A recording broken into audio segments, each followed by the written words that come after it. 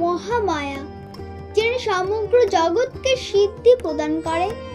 তিনি দেবতাদের দান করেন অলৌকিক শক্তি।